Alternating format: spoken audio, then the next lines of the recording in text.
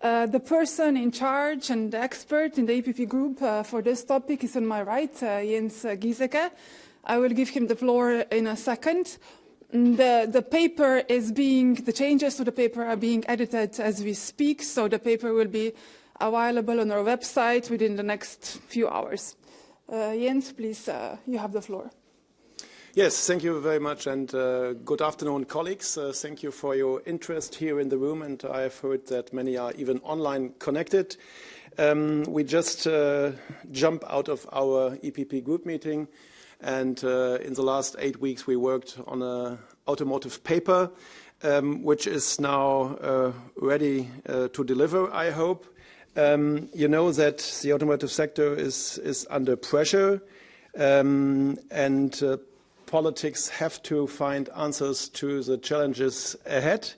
From the EPP point of view, we have always been the party backing industry and trying to not just being ambitious on climate targets, but having a realistic approach that industry can have opportunities within the Green Deal transition.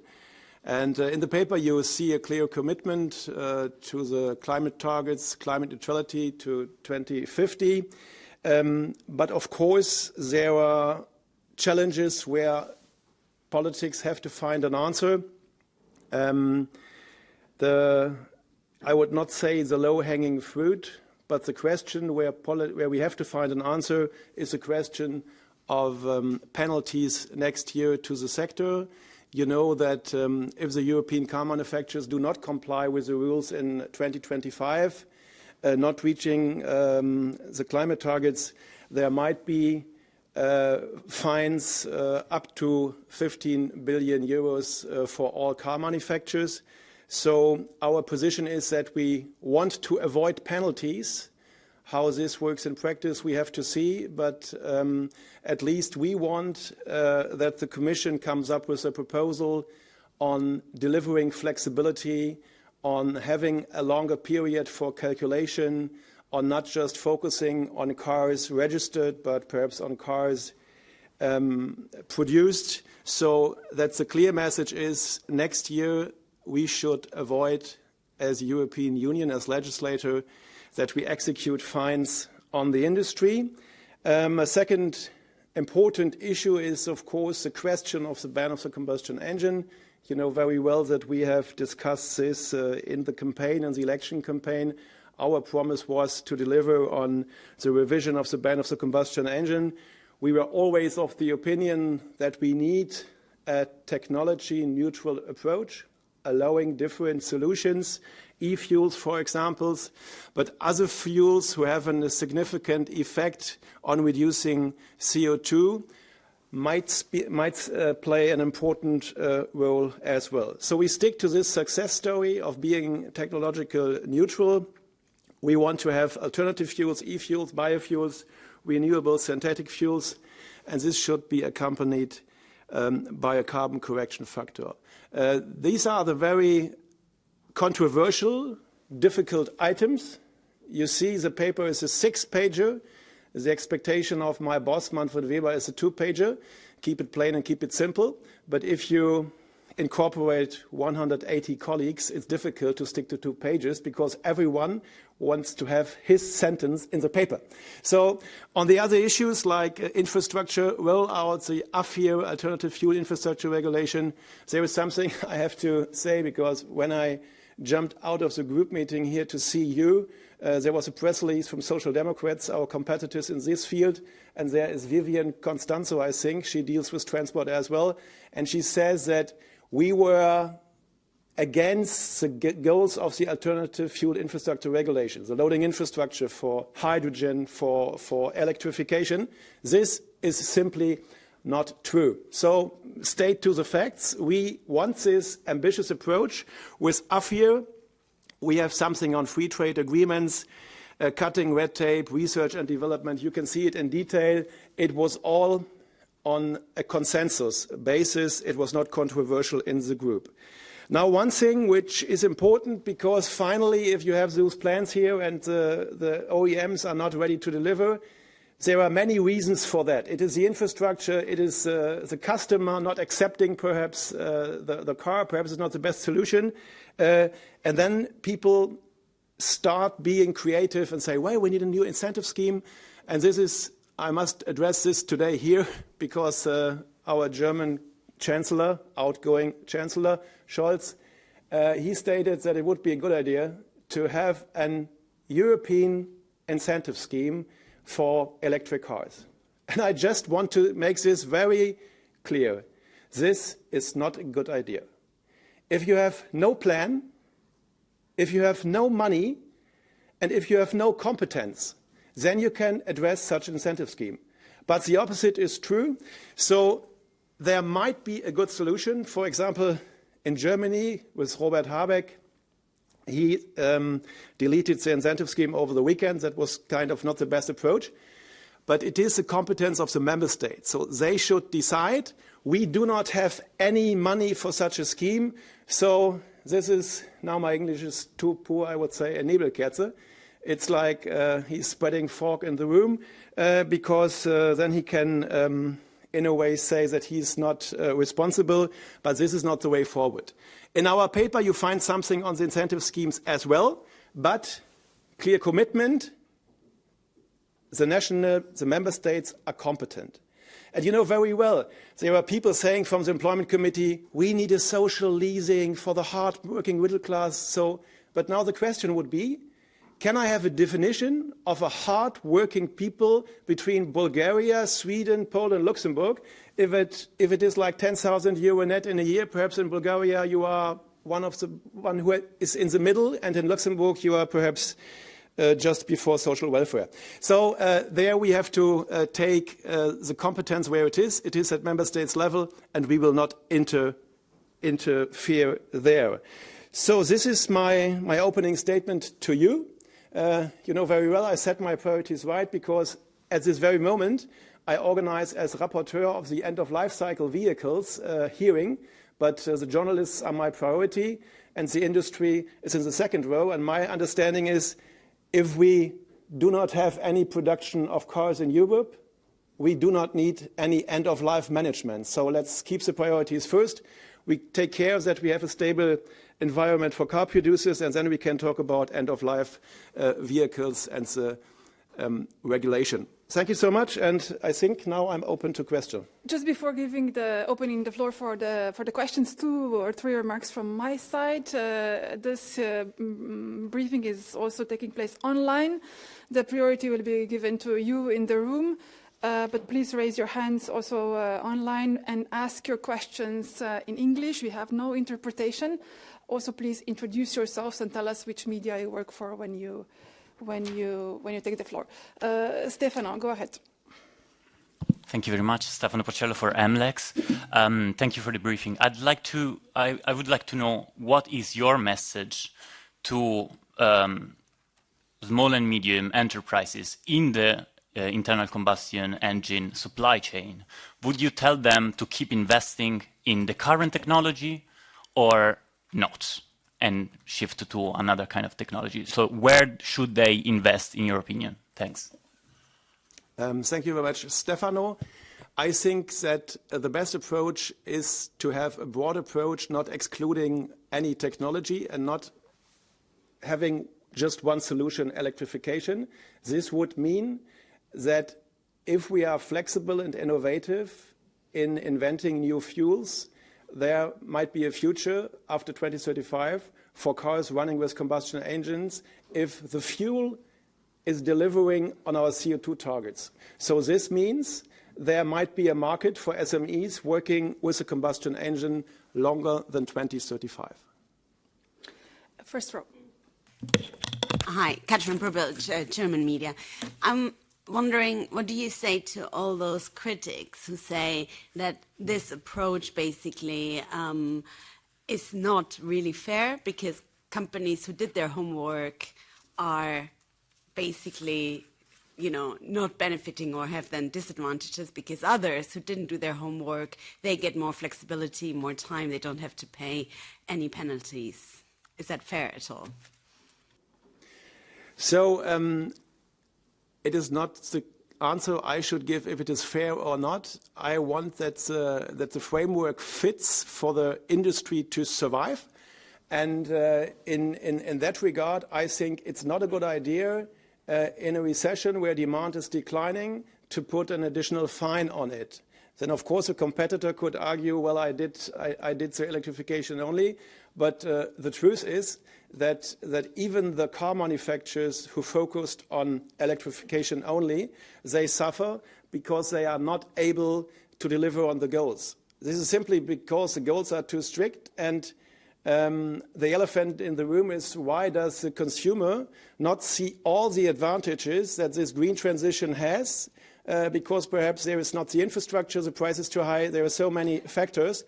And my idea is not to penalize an industry where it suffers anyhow. So, you know, I come from Lower Saxony, and in my constituency there are discussions ongoing on firing several thousand people and even closing down plants. So my idea is not then to come from Brussels, I have now the regulation and you have to give another money as fine. If this would happen, I want to avoid the fines, but the second best option would be then to put the money into the industry, for example, for incentive schemes. But a pure fine which go to the general budget, that should be avoided. Next question. Go ahead. Thank you, Jonathan Pakroff, for your active. My question is on the next steps. Essentially, I understand you call for the Commission to present a proposal in 2025. So far, the Commission said it is not willing to change the 2025 targets in any way because car makers had enough time to prepare. The Commission is led, obviously, by someone from the EPP. So, yeah, what signals did you get from Ms. von der Leyen? Is she ready to do what you are proposing today? So, first of all, this is an EPP paper, a strong EPP group and a strong paper. And, of course, you could imagine that there is a direct link to Ursula von der Leyen. And we've learned in her State of the Union speech in Strasbourg that she will take care as Commission President on the automotive things. It's a so-called Chefsache.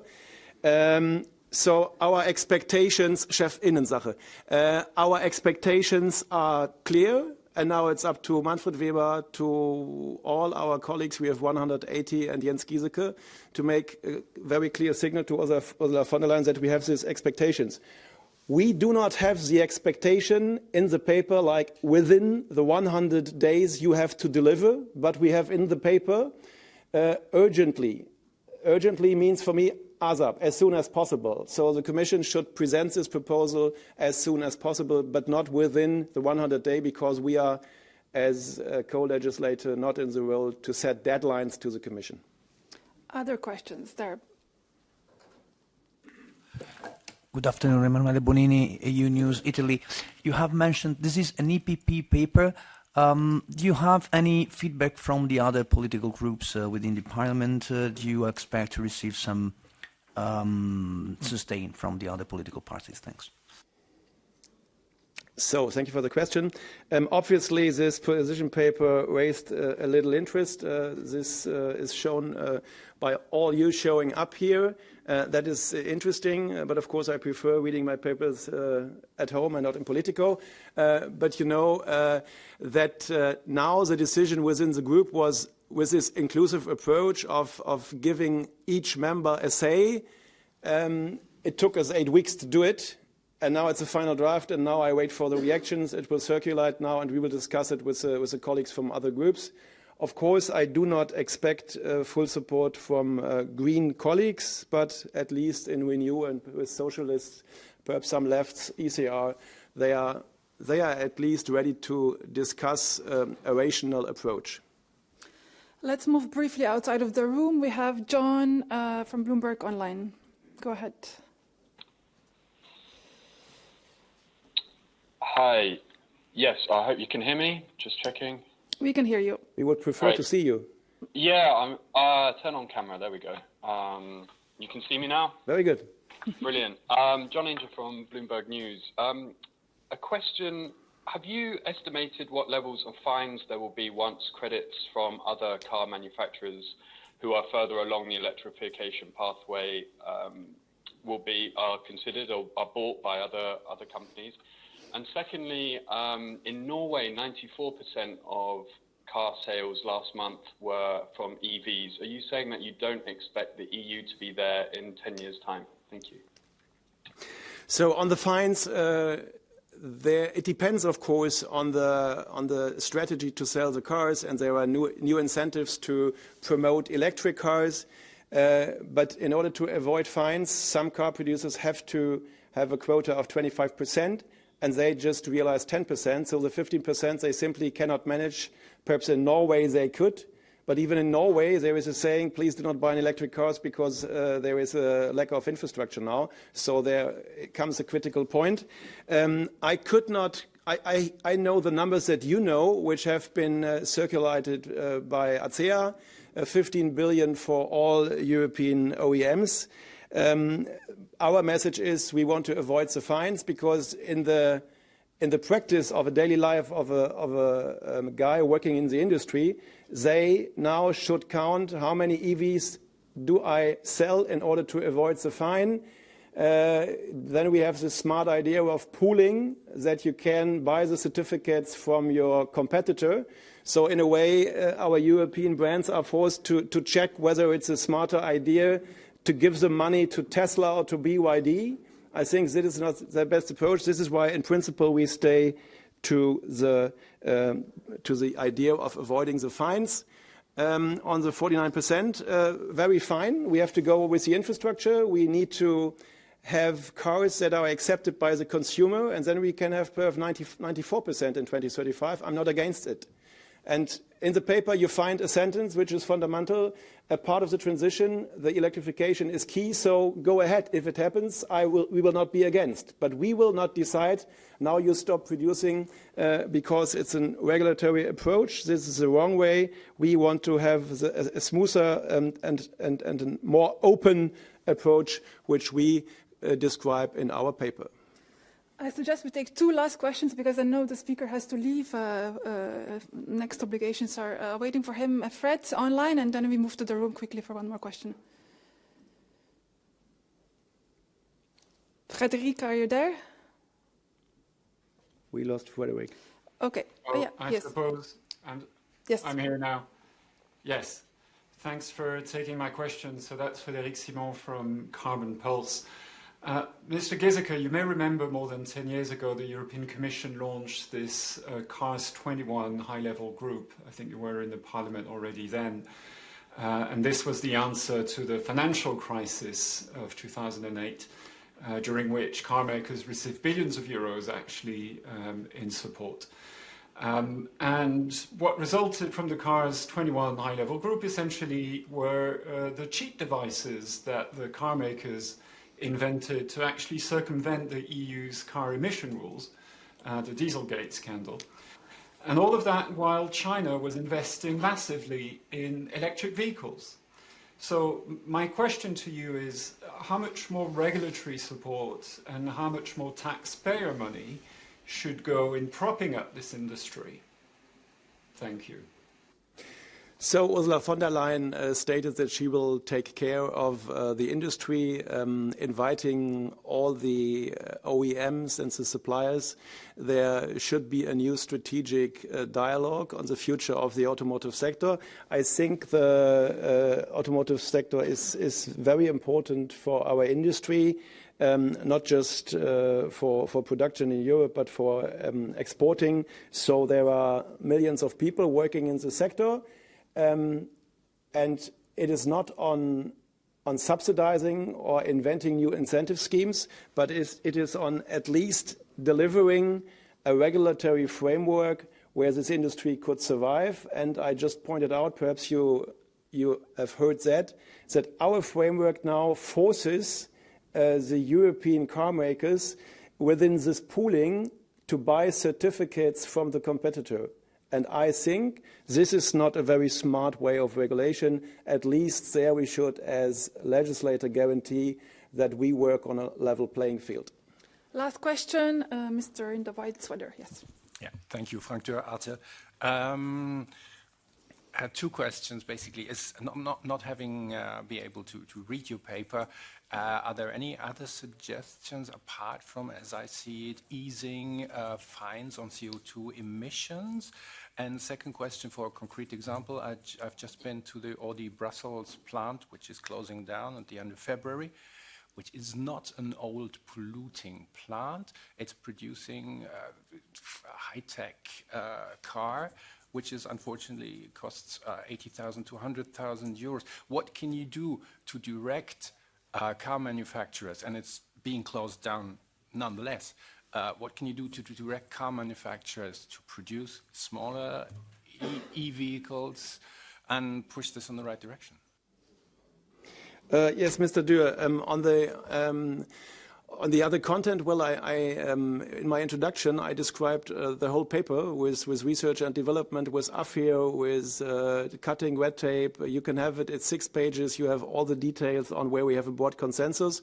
The fines and the revision of the 2035 target were more controversial, and on the idea how to have smaller or bigger cars, we should have the most efficient and the less pollutant cars in Europe. That would be the perfect idea to deliver on climate change and to have still industrial production in Europe, because as you see, we do not talk about automotive alone, but we have a discussion in Germany. It's not just Volkswagen or others firing people, but if you do not sell the cars, you do not have no steel production. So ThyssenKrupp has a problem. And if you have no steel production, the energy supplier says, well, I will not invest in any hydrogen or facility to produce energy, because we have value chains. And there is the automotive sector a backbone which we need. Otherwise, we will lose competitiveness in general, which should be avoided. Thank you very much for your questions and your interest.